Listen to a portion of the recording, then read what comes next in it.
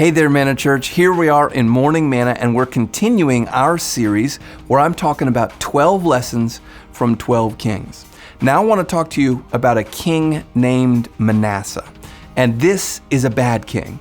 Manasseh is a king in the tribe of Judah, and he does evil in the sight of the Lord.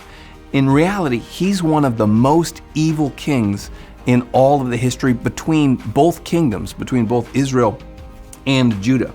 If you open up to 2 Kings chapter 21, I'm going to take a look at a couple verses. I'll start reading in verse 9 and I'll read through verse 12. Here's what it says. But they did not listen, and Manasseh led them, the people, astray to do more evil than the nations had done, whom the Lord destroyed before the people of Israel. That's the Ammonites, etc. And the Lord said by his servant the prophets, because Manasseh, king of Judah, has committed these abominations and has done things more evil than all of the Amorites did who were before him, and has made Judah also sin with idols. Therefore, thus says the Lord, the God of Israel, behold, I am bringing upon Jerusalem and Judah such disaster that the ears of everyone who hears it will tingle. Manasseh was truly, truly an evil king. It's actually a couple kings later where God is, that king's, Josiah, I think, is really serving God. But because of all of the evil that's done under Manasseh, God says judgment is still coming. He's a really bad king. He does a lot of evil. And so I was pondering that.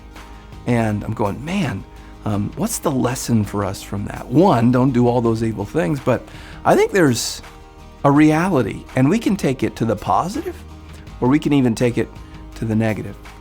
And here's what I think it is. Your actions, what you do, your obedience, or your sin affects more people than you think it does.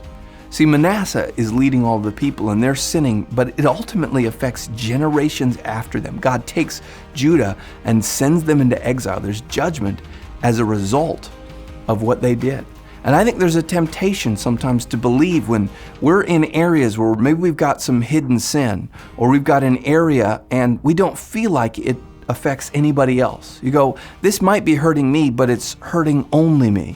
Or maybe we're obeying and we're doing what we should do, and you go, man, I don't know if anybody else noticed. I don't know if this is helping anybody else. I got to tell you, your actions, what you do, where you obey, where you sin is affecting you, but it's affecting more than just you. It's affecting those around you.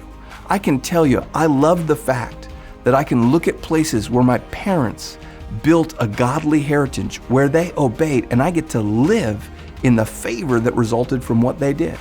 So this is a warning and a blessing. It's a sobering reality. Recognize everything that we do is not just about us. It's about those around us and those who come after us. God bless you, Manna Church.